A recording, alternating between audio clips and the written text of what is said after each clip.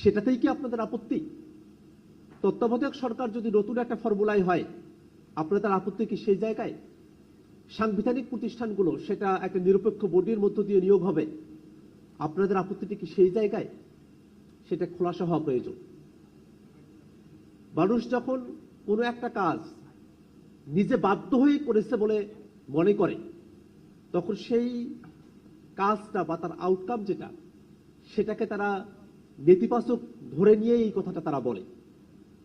প্রশ্ন তো এখন দাঁড়িয়ে যায়, সংস্কারের বিষয়গুলোকে কি তাহলে বিএনপি দেশ এবং জাতির জন্য নেতিবাচক মনে করে?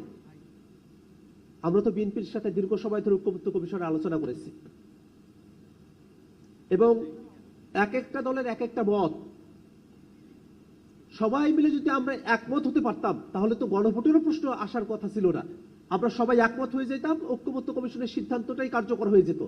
আমরা সবাই একমত হতে পারি না, এই জন্যই তো আমরা আমাদের কোশ্চেনগুলোকে জনগণের কাছে নিয়ে গিয়েছি, এবং জনগণ যে সিদ্ধান্ত দেবে সেটা আমরা মেনে নেব, এই কথার ভিত্তিতেই তো গণভোটটা হয়েছে।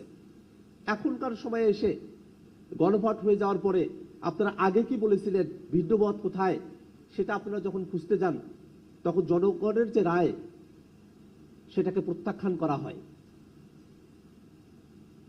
আমরা ঐক্যমত্য কমিশনে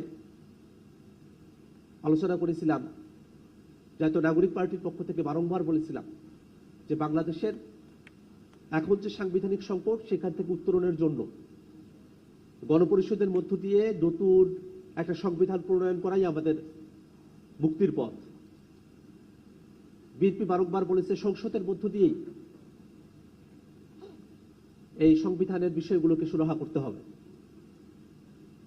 এবং যখন দেখা গেল ঐক্যমত্য কমিশনের আলোচনা সেটা রেকর্ডেড, যে সংবিধানের সাথে সম্পর্কিত বিষয়গুলো বেসিক স্ট্রাকচারকে ভায়োলেট করে যায়, বিদ্যমান যে বেসিক স্ট্রাকচার তার সঙ্গে সাযুজ্যপূর্ণ হয় না, আমরা অনেক দূর এগিয়ে যাওয়ার কথা বলছি, তখনই প্রশ্নটা এসেছিল যে শুধু কি সংশোধনীর মধ্য দিয়ে সংবিধানের সাথে সম্পর্কিত বিষয়গুলোকে টেকসই করা সম্ভব? সে সময়টাতেই সংসদের মাধ্যমে সংশোধনী আর গণপরিষদের মাধ্যমে নতুন সংবিধান, এর মাঝামাঝি একটা আইডিয়ার ব্যাপারে আমরা একমত হই, সেটাই ছিল সংবিধান সংস্কার পরিষদ। অর্থাৎ একটা গণপরিষদের যেমন একচ্ছত্র এবং নিরঙ্কুশ একটা ক্ষমতা থাকে একটা নতুন সংবিধান প্রণয়নের ক্ষেত্রে, তেমনটাও না, আবার সংবিধান সংশোধনী করার যে লিমিটেড ক্ষমতা থাকে সংসদের, সেটাও না, একটা মাঝামাঝি জায়গায় যেখানে রাজনৈতিক দলগুলোর ঐক্যমত্যতা আছে, জনগণের রায় আছে, সেই বিষয়গুলোকে আমরা নতুন করে আমাদের সংবিধানে অন্তর্ভুক্ত করব সংবিধান সংস্কার পরিষদের মধ্য দিয়ে। এবং এই সংবিধান সংস্কার পরিষদের জন্য আলাদা কোনো প্রতিনিধিত্বের ব্যবস্থা না, যারা সারা দেশ থেকে জাতীয় সংসদের জন্য নির্বাচিত হবে তারাই সংবিধান সংস্কার পরিষদের সদস্য হবেন। যে কথাটা বিএনপি তখন বলতো যে সংসদের মধ্য দিয়েই পরিবর্তনটা, সংবিধানের বিষয়গুলোকে সুরাহা করা, আমরা তো ঠিক একই কথাটার উপরে এখনো আছি। সংবিধান সংস্কার পরিষদে যারা সদস্য তারা তো সংসদ সদস্যই, অর্থাৎ সংসদের ভিতরেই আমরা আছি, কিন্তু আমরা ফোরামটাকে আলাদা করতে বলছি যাতে করে সংবিধানের সাথে সম্পর্কিত বিষয়গুলোকে আমরা টেকসই ভাবে আমাদের সংবিধানে অন্তর্ভুক্ত করতে পারি। সেখানে আর ভবিষ্যতে আমাদেরকে কোনো আইনগত এবং হাইকোর্টে গিয়ে ঝুঁকির মুখে পড়ার মতো পরিবেশ আমাদেরকে পড়তে না হয়। খুবই সিম্পল একটা আলাপ ছিল, কিন্তু সেখান থেকে তারা দূরে সরে এসেছেন। আমরা এই কথাটা এই কারণে বলি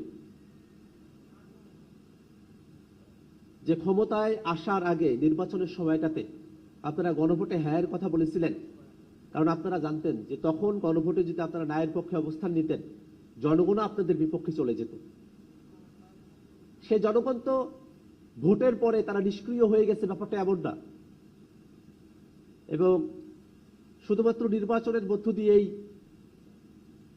বা 5 বছর অপেক্ষা করেই তারপরেই অনেক কিছু হবে, বিষয়টা তো এমনও না।